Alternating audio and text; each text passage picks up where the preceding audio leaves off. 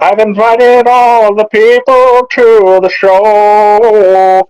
Hello and welcome to the show this week. It's a new show about Cable Guy. Cable Guy. It's a show about the guy who does your cable. Cable Guy. Cable Guy. Speaking of Tenacious D, Dude, they're there in were the movie. so many people from Mr. Show, period, including Jack Black. I didn't notice Kyle Gass, but if you're saying he's He in was at there, the end. He was oh, at the end. He okay, grabbed the book. perfect. How's everybody doing? Bonjour. I'm This is tired. this is the newest episode of Hey, did you see this one? Uh, this is the final movie of the Summer of Summer movie series. I finally said it right perfectly the first time.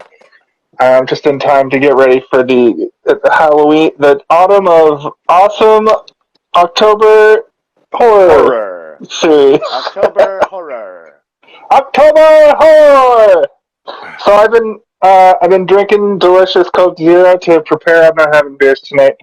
Um, I'm drinking water. delicious.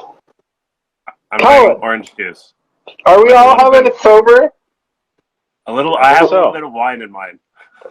Wine. Okay, then you're basically not drinking. You're a liar. What? Wine's actually amazing. Wine's pretty well. Steve knows about wine. Yes, I drink What lots you know, of wine. Steve? I like the wine with All the right. dragonfly on it. Dragon Well, wine. what wine is that? I don't know the name of it. It's blue. Dragon flying? Dragon It definitely flying. isn't. But I will say So, this might be one of the quickest titles said in a movie. yeah, because he's like, cable guy! Like, immediately. I'm waiting for the cable guy. Where's the cable guy? Which is pretty great. Did you clock it? Did you clock it from... The first one was 4 minutes, 45 seconds. Wow. That's basically just that intro bit where you just see old clips from old TV shows. Well, they weren't old at the time. They were the television shows of the time. I actually watched... So that scene... Well, that's old. That was old even for then. But there's the scene where they show Jerry Springer, and it's the woman who's like, I'm actually a man. I watched... there's a show on Vice that's a spin-off of Dark Side of the Ring called Dark Side of the 90s. I highly recommend it. But the first episode is actually about the boom of those kind of talk shows in the 90s, and they showed that scene on it. So I thought that was apt for this. Boom. What caused that boom?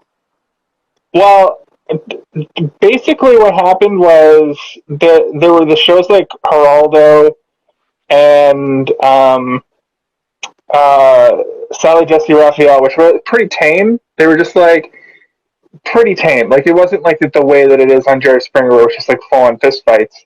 Then what happened was Geraldo Rivera was like, I'm going to go into the basement of this hotel that Al Capone had a bunch of one of those safes in, and I'm going to crack the safe. And there was nothing inside. And then meanwhile, Jerry Springer comes along, and he's the most boring, most basic show.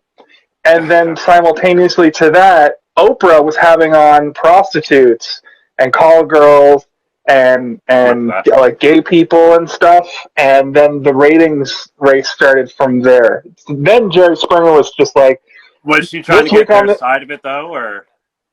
Yeah, like she was pretty as I recall, Oprah was pretty good about it. It wasn't as exploitive as it would get, but Jerry Springer was he had this scandal where he had paid a prostitute while he was the mayor of Cincinnati or something. So he was already on the cusp of being like a trash TV person. But his show was so boring that they almost canceled him. The mayor? Yeah, and then he was like, I'm gonna go ahead and have on ridiculous stuff like this man is married to his horse. And then there was an arms race from there. Other shows like Ricky Lake and Jenny Jones came along. Jones. Who And then was the there's other one? Wasn't there another one that looked like Ricky Lake but wasn't Ricky Lake? I don't recall. Jenny Jones was like the same kind of show, but they didn't really look she was alike. blonde though. Yeah, Jenny Jones infamously had on like two friends, and the guy like came out to his friend, and then the friend killed the other guy, and that went to court. Yeah. And that was a whole thing. So basically, I just reiterated the whole first episode of Dark Side of the 90s. This is now a Dark Side of the 90s podcast. Stay tuned next week where we talk about Biggie and Tupac.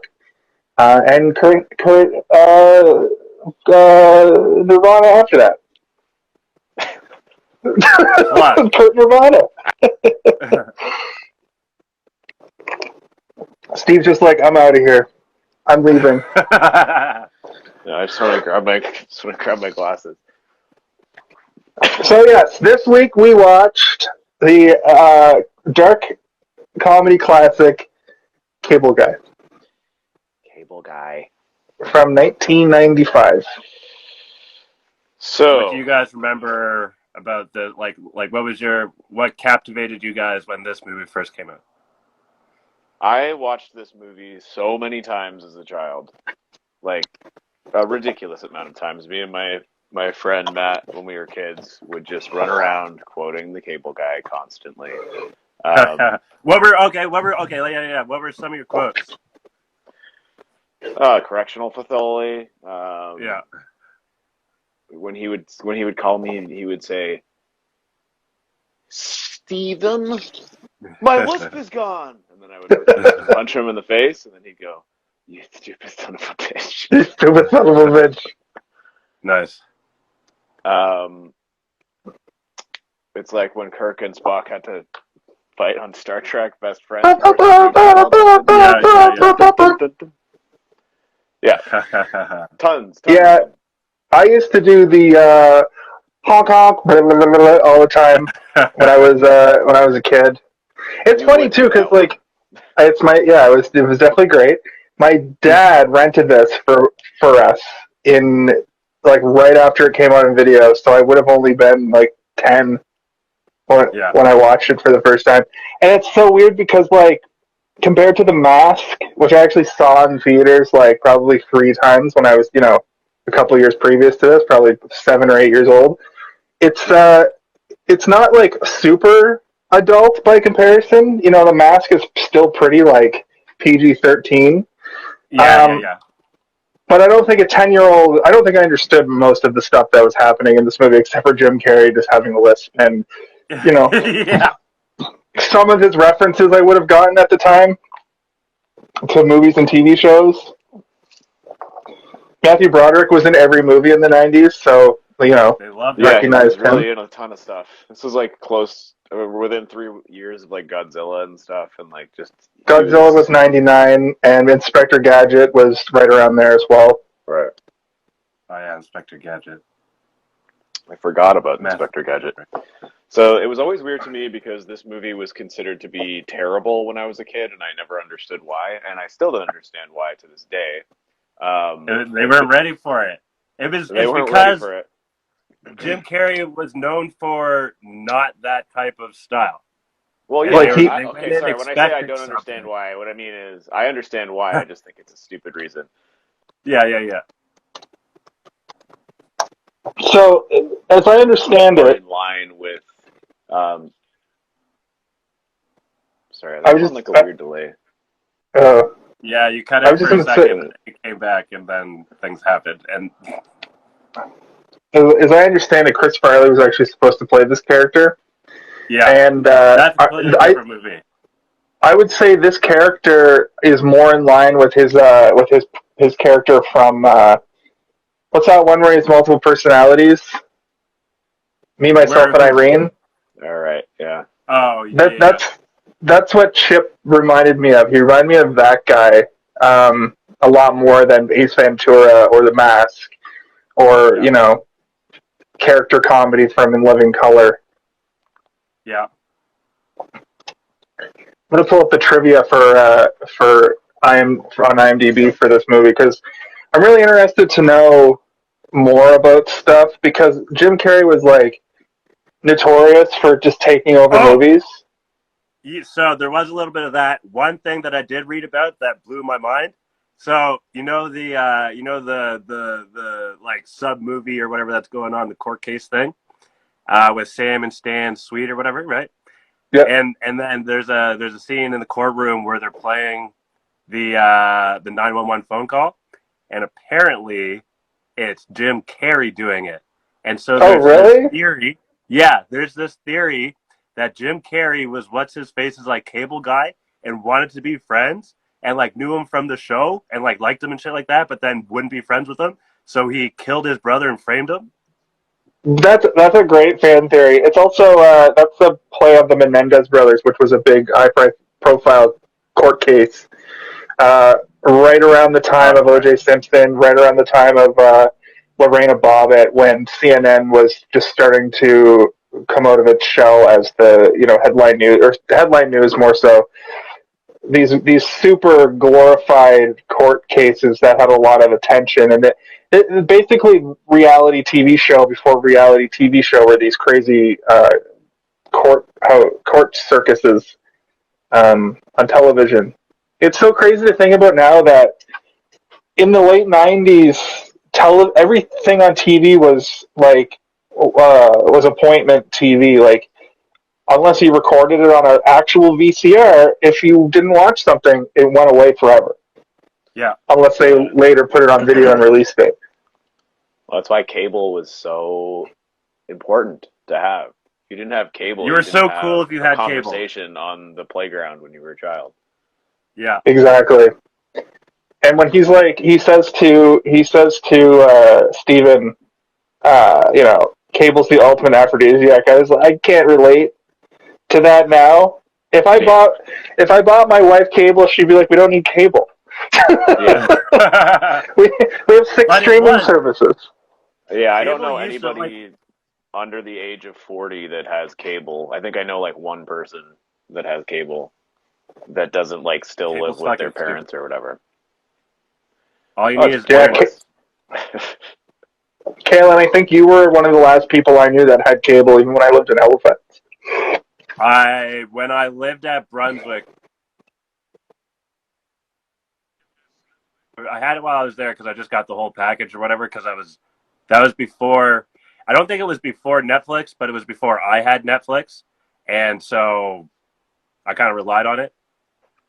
Yeah, it was right around when Netflix came out, or not came out, but I feel like Netflix wasn't super. Yeah, I feel like it wasn't super common even 12 years ago when we lived in Brunswick Towers. Because I feel like we would have been all over that shit if it was. Well, I think it came out. When did it come out? 2007, I think it was. Yeah. Was it still a video?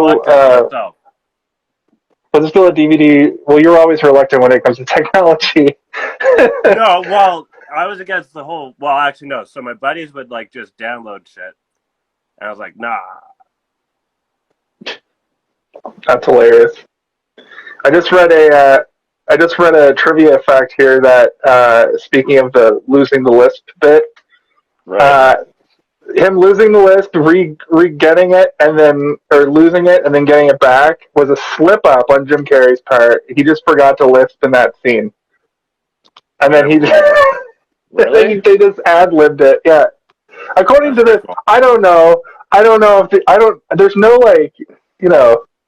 there's no citation for these trivia facts. Here, I've got a trivia fact just for you. Guy. Yeah. In the scene where they're fighting atop the satellite dish is actually played by Michael Mann. Wow, I didn't know that.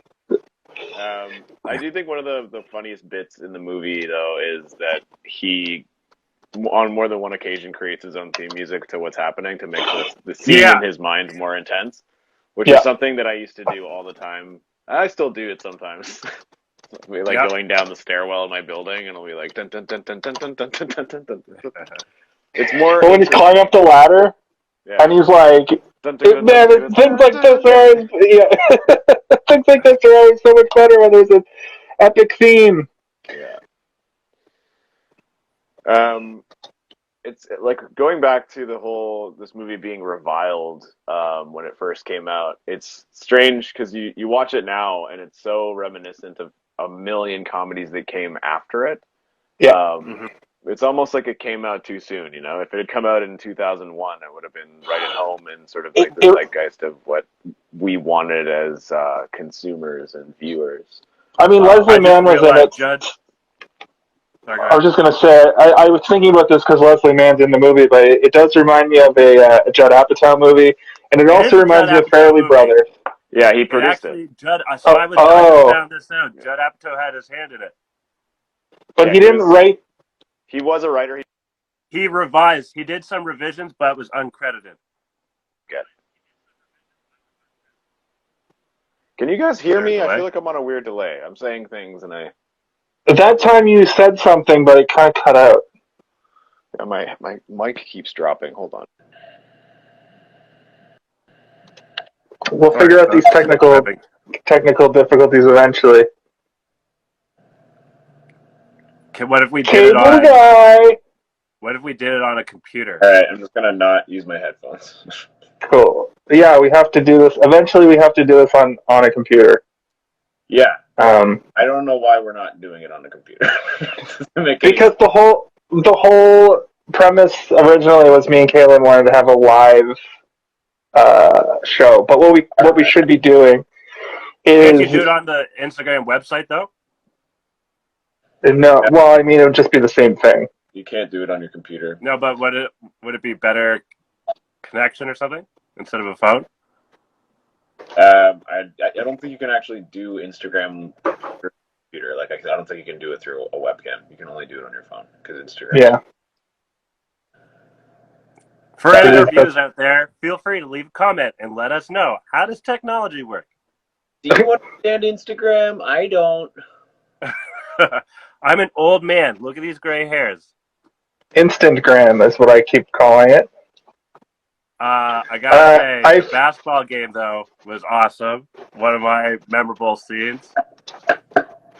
Absolutely. What were like? Was that something that going into this movie you were like excited to see? Because it's always the medieval scene for me that I'm like stoked to watch. It's so stupid, but it's so like. And the other thing I love is the where he's in jail, and then Jim Carrey comes as his lawyer, and Jim Carrey's just like, "Oh, Billy, remember that scene in Midnight Cowboy or Midnight Express?" I haven't seen it, but I'm assuming it's a girl in that version. Yes. Yeah, I don't know. Because Jim Carrey is such like a weird creep. Like he's a weirdo, right? Like in everything he's in. So like, anytime like there's sex involved with him as a person, I'm like, ugh, I don't want to think of you having sex ever. So like the weird sexual stuff in this movie, it doesn't resonate as much with me. It doesn't stick in my mind. So like the whole nipple thing, like I almost forgot that is in the movie, even though I think that was like part of one of the main bits in the trailer when we were kids. Yeah. Oh, it absolutely was. Wacky Jim Carrey movie. Look, he's rubbing. What, did they show that on TV? I guess it's a guy's nipple. Yeah, the dude's nipple. Yes, they can show nipples. They can show. Can't show girls' nipples? Yeah, they can now. You see boobs all the time on TV now. No, but not in a trailer in 1995. No, but you can show a man nipple in a trailer in 1995. Absolutely, yeah. But the things that like I remember hearing about this movie before seeing it. My dad was like a big Jim Carrey fan, but I think my mom and my dad watched it and they didn't really want me to watch it right away. Yeah. Missed you there. Did my mic drop again? I'm not even using my headphones. Oh my god. Okay, let me just restart. Yo, mic drop. What? We'll figure this out. It's sometimes this works flawlessly, and sometimes have some peanuts. Technical. I'm seeing a microphone symbol in the corner of my screen, and like that's when you guys can't hear me. It's like a red microphone, and then it disappears. And I'm like, what's going on? That's weird. Why is this happening? Special. Is it because of your What? is it because of your internet, or is it? I don't think it's my internet because my internet is fine right now, but I think it's just One scene Instagram. that I always remember is the karaoke scene and the vibrating his throat to make the falsetto or whatever that word is. So it's funny that you should mention that. I actually wrote down in my notes that when I was a kid, I loved that shit and I actually like that song because of this movie. But this time watching it, that scene just annoyed me. Like the when the truth is found, like Yeah. it just bugged me. I don't know if that's because I I actually found Jim Carrey's performance in this movie to be pretty cringy a lot of the time. Um, I don't know if it's just because my taste in comedy has changed a bit, or if like I've just seen this movie too many times and Jim Carrey's shtick is just kind of old to me. But But did it's you a guys have different any? shtick. But did you guys have any of that? Like I thought on the one hand, like Jim Carrey was being a little bit too over the top, but also like Steven's character, Matthew Broderick's character, could have like lightened up a little bit, and most of the stuff wouldn't have He happened. was very straight. He was very straight laced. Yeah, like to a fault. I think Because that somebody, providing you with a Here I am prostitute in the without dark. telling you that you're having sex with a prostitute is probably it's crossing some. that's fucked. That's messed up. Well, that's when the whole That's movie kind of like flips on itself, right? Like, at first he's like, I don't want to hang out with this guy because imagine just like like an Uber driver brought you your meal and then he was like, you want to hang out later? And you're like, no, like, I Oh don't man, want to. that's how you remake this movie right now. That's how you make that movie this movie for the times you flip it. into an Uber driver. But if you flip it, the Uber driver comes to the guy's house to drop off the food, and then the guy at the house is like, "You want to hang out?" And the Uber driver's like, "No." And then because this guy has your information, he's like, "I'm gonna hang out with you and just be called like customer guy." Customer guy. That's a terrible idea. It could be an idea. It's not a terrible idea. It could use some crisping up. It could use some punch up the jokes a bit. Yeah, throwing a joke here and there. Once you get the skeleton of it, you just put whatever you want on it. You just fill in the holes. Yeah. How about you, Steve?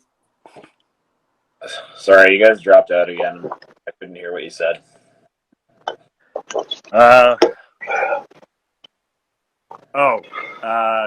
Customer guy. Oh, Did you hear my? No, I think it's a terrible idea. They shouldn't do it. I guess. I think rewatching. Here's a fact. Now, when I was younger, I definitely was like, why doesn't he want to hang out with the cable guy? Like, he seems like a fun guy. He's got a lot of energy. He likes going to medieval times. He's got lots of fun movie and TV quotes. But then watching you guys it have now, medieval times where you are? yes. Yeah. You do? Yeah. Yeah, there's medieval times in Toronto. My house. Yeah. Have you guys been? Oh yeah. Not since I was a child. Same. Is it cool? It's exactly the same as the movie. Like literally, except for they'll never have a fan come and, join in on the medieval times. We actually went on our grade 9 trip to medieval times, and I went there again when I first moved here as an adult. Yeah. Huh. And it was the same experience both times, and it was the same experience as what you see in the cable guy. Well, there was that one time I joined a wrestling show. Yeah, that was a terrible thing to do.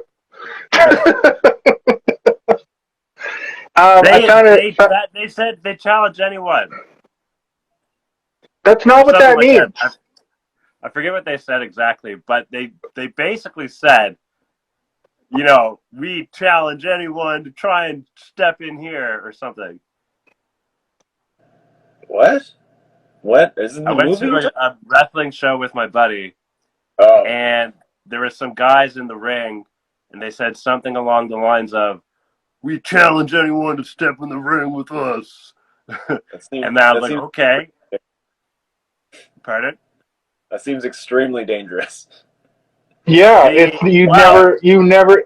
If you go to a wrestling show, you've signed a contract, uh, almost unwritten. verbally, Yeah, unwritten contract that you're not going to, even if they say we challenge anybody here to get in the ring, you're never going to get in the ring because the whole point is that they have plants or they have somebody that's scheduled to come out from the back.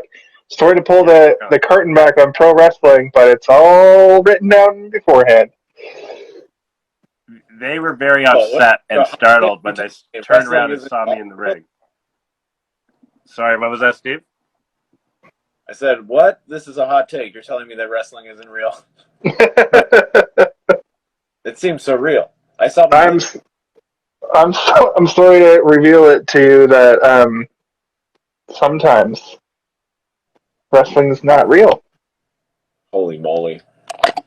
Sometimes wrestling is very real though, and that's when some shit happens, like Kalen jumping in the ring, and then probably getting nearly beaten to death by the security guards. Well, no. So, like the guy. Well, first off, I mean, the fact that I got up in there, I think that speaks more for, you know, someone else, or maybe it speaks for me too. I don't know, but The guy's uh, acting was so good that you were like, yeah, this guy's for So real. hard had to get in there. but Yeah. the guy, the main wrestler guy, turned around and saw me. I was like, what? Like, I don't think he said what the fuck, but he definitely gave the look of what the fuck, and like kind of gave me like an arm, kind of like a clothesline or whatever, over the ropes, and I did like a little swirly thing and landed on the other side. I was like, yeah, Okay. So you sold it. You sold it, yes, and you landed on your feet, which you definitely shouldn't have done. But then did security come over and grab you by your scruff and throw you? yeah, exactly. Okay. Because yeah, it's extremely dangerous to do that because like wrestlers are all over the place. Meaning, Uh, like psychologically, oh, you could get the wrestler you got who just gave you a nice, tidy clothesline, and then yeah, security dealt with you, or you could have had like multiple wrestlers in the ring literally beat you up, like beat you up for real. with their fake wrestling moves. No, with their real punches and their real kicks. Yeah, I'm just they're joking. I'm just still very joking. strong people. For any of our wrestler viewers out there, I definitely realized my fault. I was drunk, but that's not an excuse. I apologize to your community. I did not mean to start anything, but it was fun. It was fun. I'm glad things went okay for you. I'm glad that you didn't get beaten into oblivion. So we should never take Kalen to medieval times because he's going to try and actually get into the fighting pit and joust somebody. I wonder if they have a protocol in medieval times for people that have seen the Cable Guy too many times, and they're like, "I'm gonna jump Hey, in there and mix it up with these guys, with Andy Dick." Yeah. A yeah, Lord Chip Douglas and a Master Steven Kovacs. Make your way to the preferred fighting customer pit. I asked. That might Yo, have been the I agree soberest with him I've ever though. seen Andy Dick. Yeah. The straightest, did you say? The soberest. The sober. Yeah. But Waterworld was a great movie. Why does no one like Waterworld? Because it was a big budget flop. But it was. Yeah, Is what Do you Waterworld's happened. guys not like a it? good movie. I watched it recently. It's bad. No, It's a it's a bad great movie. movie. How is it No, bad? it's bad. It's Is it great, great. Boring. or like, do you have nostalgic love for it because you saw it when it came out? I saw it when it came out. I actually watched it not too long ago as well, and it's still great. Like, what's not to like about it? Kevin I Costner never drinking his watched own it. pee. Yeah, I never watched it as a child, so watching it as an adult, I was like, this movie is very boring, and like the Boring. music is lame, and the special The effects are world bad. has what's it called when Dennis all the things Hopper is melt and we too over the flood or top. whatever? Like, Listen, there's a reason they didn't make a second Waterworld, and there's a million. You It's a don't little need too to. real.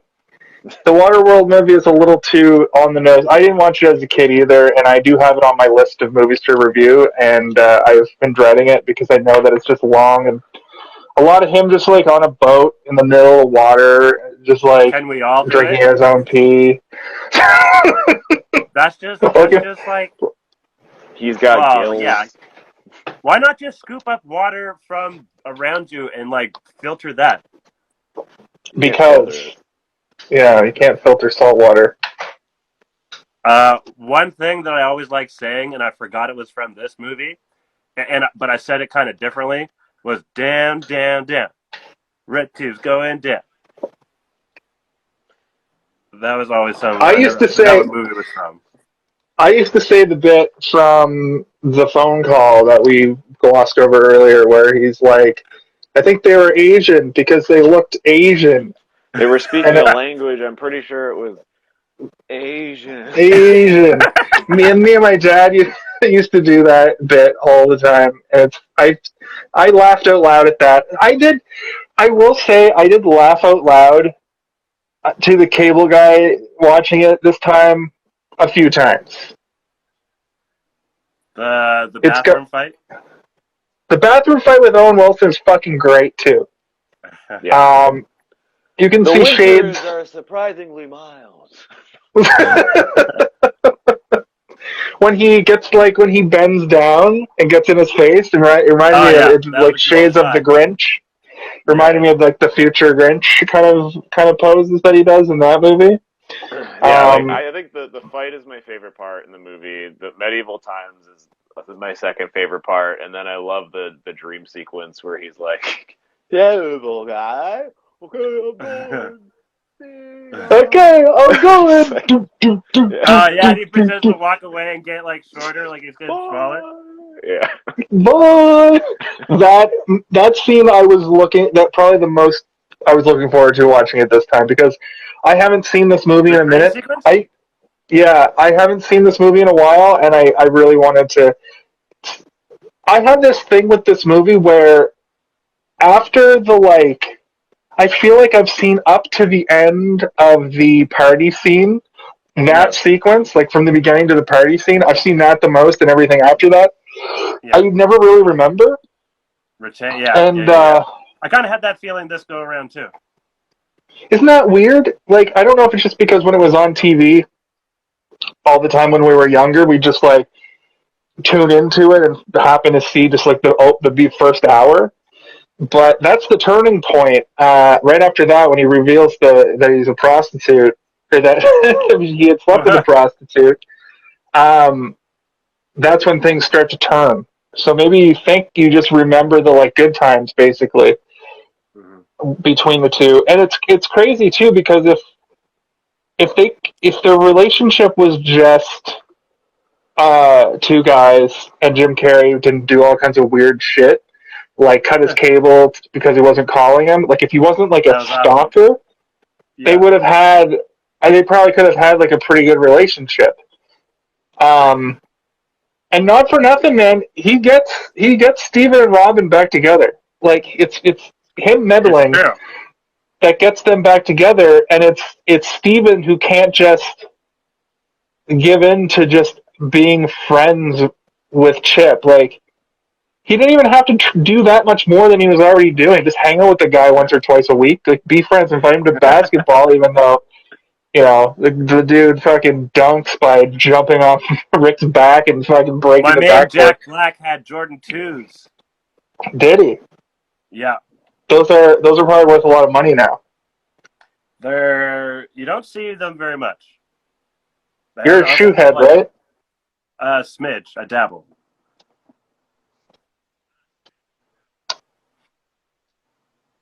What? I dabble. Oh, I thought Steven said something.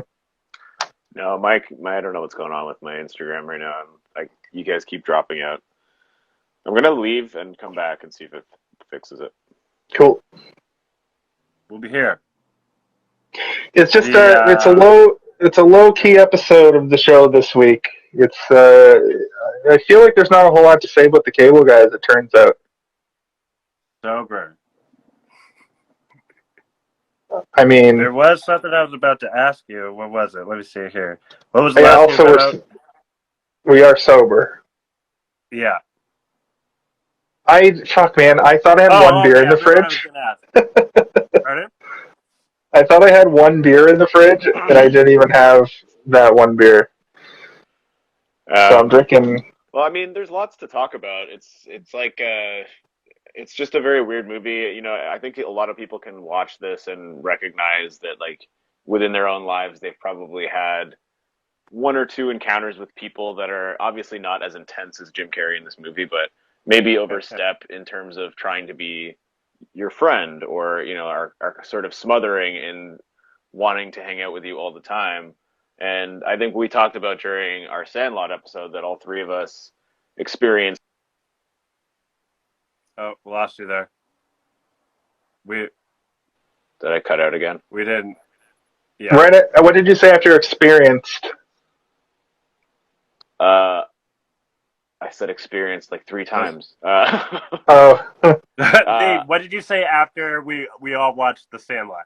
we all watched the Sandlot, and we all experienced moving to a different location and having to remake friends as kids. Right. And so all of us in some way have, you know, had to do the thing where you are trying to impress people that you don't know in order to you know, formulate friendships, or at least gain friends in a new area. And Yeah. I don't think any of us have, like, you know, captured somebody's relationship hostage or cut their cable or anything like that. But the moment where Matthew Broderick says, "You're a really nice guy, but I just don't have any room in my life right now for a new friend," and kind of like tries to cut him off and let him down as gently as possible. But it's like, you know, I've never had that happen to me, but it's so hurtful. Even just the way he's like condescendingly saying it to him, and you can see the sadness in Jim Carrey's face. It's pretty hard. Yeah, At that. And Jim Carrey's the Chip is already like, he's got some mental stuff. He's had this really hard upbringing where his mom just plopped him down in front of a TV and just like was like, "I'm trying to find you a new dad." At what All that point do you stuff. think he snapped? I think that moment where that Steve was just talking about is where it became too overwhelming. So he goes into, "I'm going to fuck this guy's life apart," instead of just backing off. But do you think he's because remember Jack Black character said like he's done this with other people? Like, what do you think in his early life? Like, at what point? So like I'll say this much: like growing up, like I watched a lot of TV or whatever because like that was just kind of the thing or whatever. You know, no dad or whatever. Mom was working a lot, so that part like I recognized with. But then, at what point does someone snap and become a crazy like sociopath? Well, and that on that note too, what happened in previous relationships? Like, did he get to the point of fighting a guy in a satellite dish before, or did other people just like give in to the friendship, and just be like, "Okay, you're right. I'll call you tomorrow. Please don't disconnect my cable and frame me for fucking larceny." At the when he signs after he signs the bill, just doesn't say anything else. Right. Yeah. It might be just like the only the people that ask for the free cable that he tries to he stalk, gives them you know? help. Yeah. I was like, thinking, I'm giving you something, you got to give me something in return.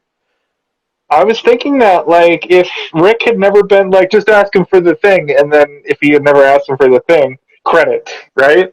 Like, Yeah. is that what happens there? Probably. I mean, there's a lot of plot holes in this movie. We don't need to, like, try and put it under the microscope to be like, but what would happen?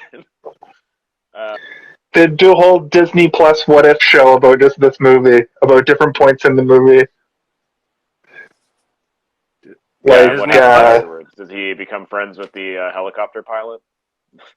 Well, yeah, that's one thing, and I've always kind of had a theory that he gets reformed, goes to prison, gets reformed, and then him and Matthew Broderick can be buddies. Because I don't think, like I said, I don't think he was completely not open to being friends. Mm-hmm. He just wasn't open to this guy's sabotaging everything for seemingly no reason. Well, it's also he doesn't have a personality, right? Like his entire persona is built off of the television shows that he watched when he was a kid, which is something that I Yeah. can relate to because I didn't really have a real sense of humor for a long time until I was in high school. Almost all of my humor was based on movies and television and just quoting stuff constantly. And it wasn't until I went through adolescence that I developed sort of like my own vibe in terms of like humor and comedy and that kind of stuff. Like to the point that he doesn't even have a name. Like he keeps changing his name throughout the movie, Ooh, and point. they're always just characters from TV shows. Like he's not a real person. Yeah. And it's kind of interesting that at the end of the movie, it seems like Oh, well, one second. We can't hear you. himself. It seems like he's trying to kill himself, but he's actually trying to destroy the satellite, which is, at the same time, that is like he's killing himself as well, because he is the satellite. His entire personality is television. So when he's killing himself, he's destroying the satellite, and he's basically like he has to destroy the satellite in order to destroy himself. But I really liked that analogy, and I really liked that whole sequence where you see him he falls off, and then you think he's impaled, but then he's not. I thought that was a good cinematography. He originally wanted to, though. He wanted to impale. Like Jim Carrey or whatever wanted the ending to be, or like one of the drafts or something of the script, and like the one that Jim Carrey preferred or whatever was him dying. There is one of those trivia facts was that he shot every scene as super hilarious and upbeat and comedy, wacky comedy, and shot the same scene with more dark and violent. So I could see the dark and violent take of that was him fucking. Sorry, Steve. I feel like I cut you off there, bud. No, it's okay. My microphone is doing that for me. Yeah, no, I think I made my point there, but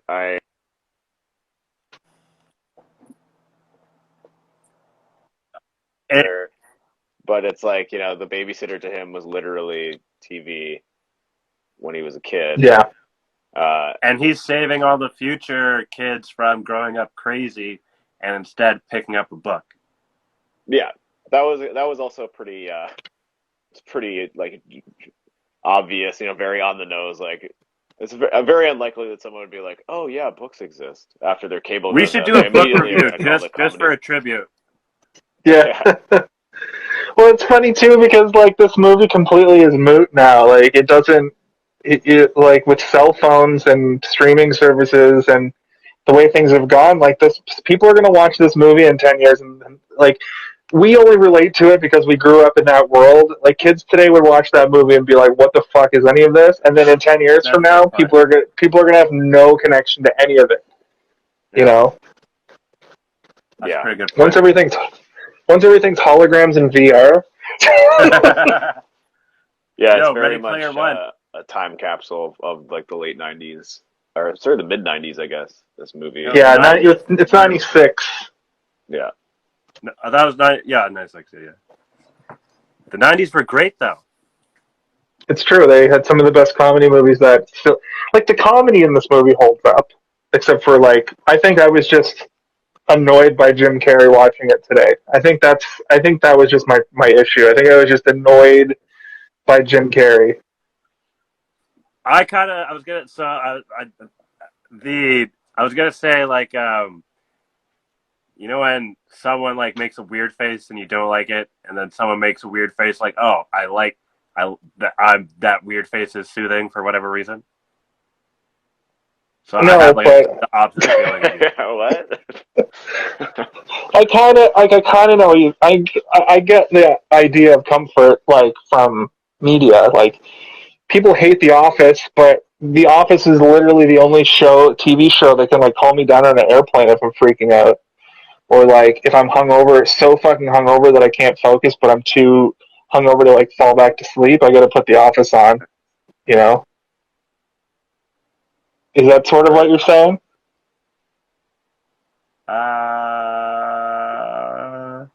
I guess what I'm saying is I didn't find Jim Carrey like he's doing an extreme character, but I didn't find it to the point where it was annoying or whatever. Like I don't know. Yeah, me neither. I think I know what you mean. Where it's like you could hear the same joke from two different people, but one person when they deliver it, it's very funny, but the other person it just doesn't come off correctly. Yeah. I personally didn't find Jim Carrey annoying in this movie any more so than I would find him annoying in any of his movies because he's always kind of a ridiculous, over-the-top caricature of a real person. And it's surprisingly tame for a movie in the mid-90s. It doesn't have a lot of or any gay panic jokes or transphobia or anything like that. It's rare that you find a comedy from 1996 where they don't say something that's uproariously offensive to like the F slur or retard. Not a white male. Yeah, exactly. Yeah. But you just said it. I didn't say the F slur. I said retard. But that's the other one. Yeah, but bad. Anyway. Yeah. Yeah. No, it's kind of cool that you can watch something like this and not be like, oh yeah, I forgot that this was from the 90s. Look how many times they dropped the F bomb, not the fuck word. The other one. Yeah, not the fuck word. Yeah, and I mean, even compared to Stand By Me, that movie had all of those words in it. So many times. Holy moly. Yeah. I'm trying to think of other stuff, but it's most movies from the 90s do have that, and I like this movie. Like I was saying earlier, does remind me of a Farrelly Brothers movie, and Shallow Hal comes out a couple years later, and I'm sure that movie is just rife with homophobia and sexism and misogyny and fat phobia. Yeah, the entire movie is the concept is fat phobia. Body shaming. So, and those Farrelly Brother movies are all very much like that. And that's, and that sucks, but it's it's a blueprint for new movie makers to go back and be like, not what to do in a comedy. You don't need to rely. That's actually a good point about this movie. They relied on pure, comedic premises. It wasn't just get it? Turns out the prostitute was a dude! Whoa! Touche, yeah. Yeah, the joke in that scenario is also not that it was a prostitute. It's that this guy is so oblivious to the fact that, doesn't everybody just have prostitutes? His approach to sex is so scary. Yeah. I'll get the girls next time. Yeah, no, that's not the problem here. Yeah. I buy this time, you buy next time. I found it funny, though, that whole scene is supposed to be a not 80s or a 90s sex scene. But since this movie, I assume, only has a PG rating, he's just getting his face massaged for 5 straight minutes. A scalp massage, yeah. PG rating, folks. This is PG sex. rating. Yeah, it's very PG, and I do understand now why parents wouldn't necessarily want their kids, but why my dad was like, I have no problem showing this to my son, Yeah, the most edgy stuff is the password is vagina. Nipple. Nipple. It's that little thing in the middle that they kind of poke it out. Center. I don't want to play this game anymore. Don't be a stick in the mud, Steven. My mom just needs to talk about sex, and I don't want to be a part of it anymore. Well, I got that level of psychological torment. I did understand that trying to play porno password with your fucking immediate family would have been, and girlfriend, and you're not even on your girlfriend's team, you're on your mom's team. That's some fucking ruthless shit, dude. one of the weird things that stands out for me in this movie, or like one of the things that is like memorable or whatever, is when that chick is getting angry at Clint Eastwood. Or no, Clint Eastwood's getting angry at the chick, and then she's all like, "Did you know your nostrils flare out like little wings?" And then he probably punched her in the face in real life because that was the style at the time. Apparently, that movie was so she was a stalker or something like that. Oh, that's the connection there. Yeah. That's cool. That's something I'd like to go check out a Clint Eastwood movie. It's weird that Jim Carrey didn't seem to work with Ben Stiller again after this, or Judd Apatow even. It's too bad. Because this movie solidified him as a megastar. 20 million. He was the highest paid actor of all time for this movie, which is crazy. Which is crazy. Like, what's his next movie after this? Eddie's Canadian. The sequel to. What's his next movie after this? I have a laptop here. Liar. Oh yeah. Liar, yeah. Yeah, probably. Yeah, I think after this he returned to his wacky comedies for a little while.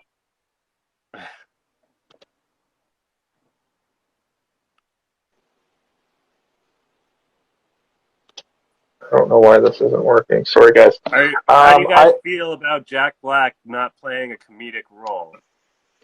When Jack Black plays that serious roles like that, mostly in this era, it's always off-putting because when you listen to Jack Black talk, the best example is he did a Vanity Fair or GQ, I think it was Vanity Fair, like one of those YouTube videos where he runs through all of his biggest roles.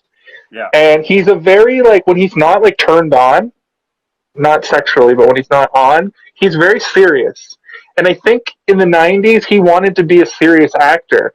But, he wanted to be a serious actor who did comedic movies. But the opposite happened, where they see his ridiculous face go, and they want him to do that face, and the little, he did the little demon prance. He did that, which is a Tenacious D staple, where he does this.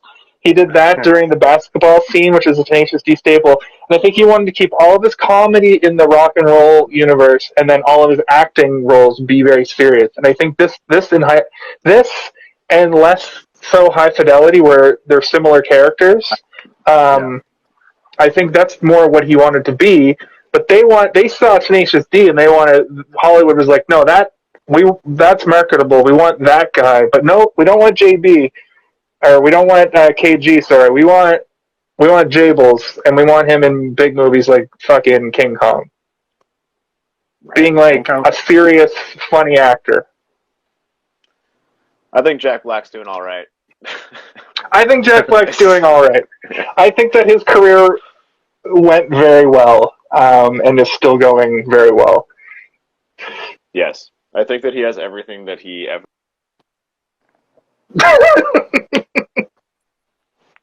Is there any way that I can help him? I just want to be someone's muse. It's like, here you go. Do this one. Now do this one.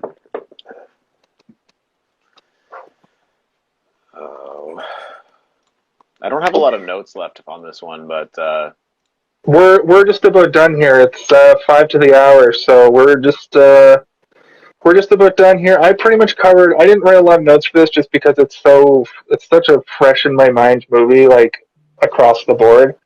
I also watched it 100,000 times as a kid, so I didn't need to write much down. It's all kind of jammed in there. Yeah, and I think we covered all of the big stuff about it. I think we talked about who Jim Carrey's character was psychologically. We talked about how, if Steven would have just lightened up a bit, maybe things don't go as horribly. But then also on the other side, on the inverse, it's a fucking comedy movie from the 90s. So these things have to happen for conflict to happen. So I guess I like the fan theory. I like the fan theory a lot too. I'm going to be thinking about that from now.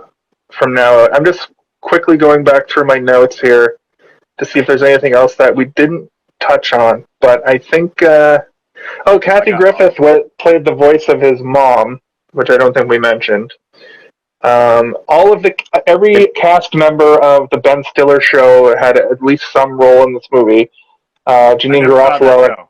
If you can find it, go watch it because it's really fucking good. It won an Emmy and got canceled in the same year. There's only Nice. one season. It How is was that one even of the possible? dumbest. It's because it got low ratings, but was so highly critically rated. But then all of the actors on that show all just like went and became megastars. Yeah. Um, yeah, I think. Ben Stiller's sister plays the secretary. Okay. And I didn't have any internet to look this up, and I don't know why. Let's see if I can do it now. You don't have any internet?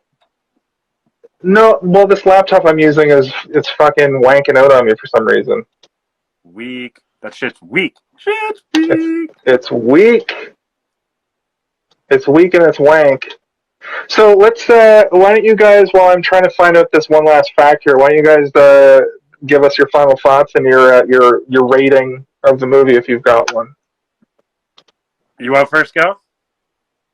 I usually go first. If you want to go first, you can. Let's see. So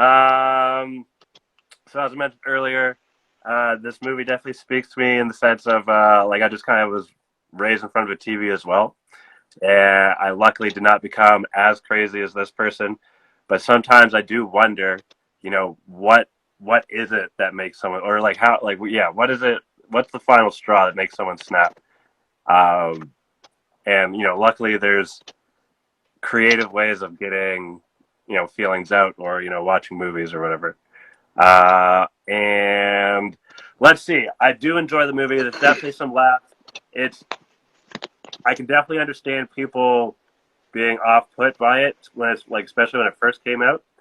Um, Jason made an interesting point about in a few years' time, people aren't gonna really be able, like new people to it that don't have the nostalgic factor of it. It's not really gonna mean much to them. So I'm curious to see what that's gonna be like. I'm gonna give it. Okay, so I'll put my rating here, so I don't interrupt your guys' thing, and then I'll show it at the end. Okay. Just going to be a middle finger. Middle finger out of 5. I wish my hand had 10 fingers so it could be one giant fist for punching. Go ahead, Steve. So no, I give my it a 3. microphone doesn't conk out on me here, but yeah, I think this movie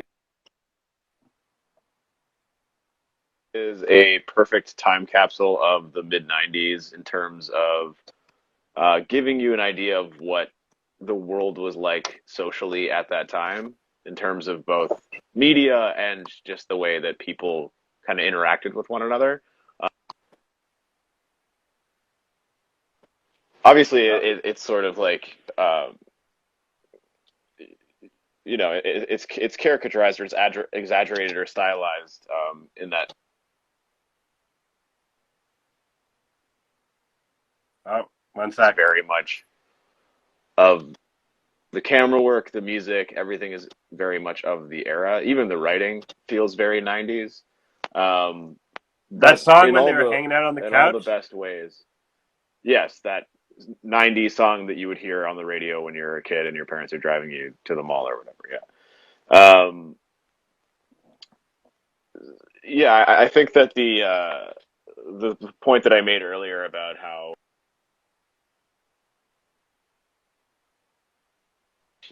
phone is dying, it's kind of an allegory for um, his psychosis is sort of based upon the fact that he has no personality, and his personality is completely determined by television and him being raised by television. And this is sort of the product of somebody who doesn't have any kind of real social interactions with human beings rather than just characters in TV. So he thinks that he has to act the same way that people act in television shows and movies, which I think is interesting. I do really enjoy this movie. I was surprised at how much it still hit all the points for me in terms of just being satisfying. It's a creepy, weird story, but it's also enjoyable, and I think that everybody can relate to really wanting to be friends with somebody and them not.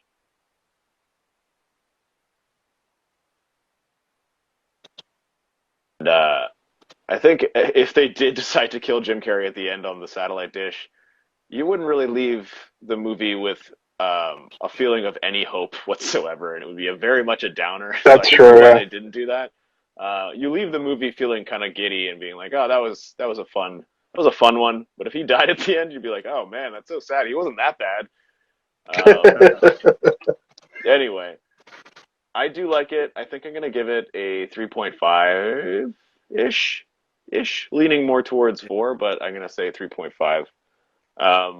It's not obviously not a perfect movie, but it does everything that a movie should do, especially of the era. It's very much a '90s movie, and I love '90s movies, so I do really enjoy this movie. 3.5. Sweet. That's good because right off the top, I'm going to say I give it a 3.5 as well. It's not quite as low as a 3 to me, although I could see it being rated a 3 very easily. I give it that extra 0.5 because of the cast more so than anything, and the soundtrack. They really underlined a lot of that, and that gives it that '90s vibe too. Because there's a part where they're like, "We're going to a Soundgarden show," and when they're playing basketball, I believe that's it's like Silverchair or Filter or something. And there's a lot of that in the movie, and I find that Jim Carrey movies always have a real '90s music vibe to them. Like in Ace Ventura, he goes to a fucking Cannibal Corpse concert, which is like you don't see that ever. So yeah, 3.5. I believe you guys pretty much covered everything else, and we covered the bulk of the stuff in the actual us talking about it. But I will say that like I said, this time watching it, I was just Jim Carrey's performance annoyed me, but I think that might have actually helped improve it for me because I kind of saw it. Previously watching it, I would have been like, what's Matthew Broderick's problem? Like, Jim Carrey's awesome. He, like you were saying, Steve, he's always pulling TV. He wants to hang out and party. He bought him a whole crazy like stereo system and yada yada yada. Even though it probably fell off the back of a truck. What did you think when he stuff. rearranged his setup at the beginning and like That's blocked annoying. the entryway? That's a little frustrating to me. The remote control. I used to do that all the time. Too, just like programming the TV like that. Yeah. So yeah, I give the Cable Guy 3.5 out of 5, and I think that it's a classic, and it's a good movie. I recommend it to anybody that hasn't seen it. And if you haven't seen it in a while, if you haven't watched the movie since the '90s, go watch The Cable Guy, because you're going to be like, what is this? Maybe you've forgotten how ridiculous Jim Carrey's performance is in this movie. So, that has been another episode of Hey, did you see this one? Hey, did you see this one? I saw it. Hey. Hey, you see this one? Hey, you see this one? Oh. I can't can you do a list? Hey, did you see this one? Yes, you see this one? That's actually one question I had. Both of you. Sometimes he says S's. What is a lisp? It's just difficulty pronouncing S's. It doesn't mean you are incapable. It just means you have a great difficulty doing it. Okay. I also thought speaking voice is more to slur your S's like this. I also thought that they were trying to do a weird continuity thing at one point where he was saying T's. When he was beating up Owen Wilson, he was saying his T's. I thought that was supposed to be a continuity thing where he had read that post him listening to the cassette tape, which I thought was super. I thought that was super insensitive to give him that tape, even though his brother is a speech therapist. Anyway, this is the end of the show. should have been left back in the bulk of the show, but cool. So Save for the for bloopers reel. yeah, My apologies. My apologies. for Steve, for Kaylin and Steve, I'm Jason. For Jason and Steve, I'm Kellen. For Kalen and Jason, I'm Steven. I'm gonna make you guys do this every Or time. should I say Steven? There you go. Steven. Steve. Bye. Goodbye. Goodbye.